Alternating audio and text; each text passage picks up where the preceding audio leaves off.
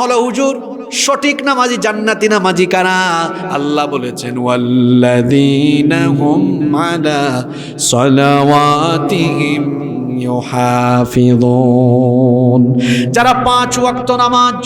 হেফাজত করে যথাযথভাবে আদায় করে। নবীজি সুন্দর করে বলেছেন রাজুলুন কলবুহু মুআল্লাকুন ফিল মাসাজিদ, যাদের কলব, যাদের অন্তর মসজিদের সাথে ঝুঁকে থাকে, যাদের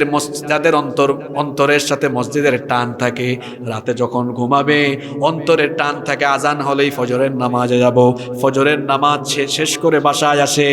দিনের বেলা কাজে যায়, অন্তরের মধ্যে অনুভূতি থাকে জোহর হলেই জোহরের আজান হলে নামাজে চলে যাব,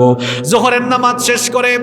কাজে লেগে যায়, আবার টান থাকে যখন মাগরিব আসর হবে আসরে যাব, এভাবে মাগরিব এশা প্রত্যেকটা নামাজের জন্য যাদের টান থাকে, প্রত্যেকটা নামাজ যারা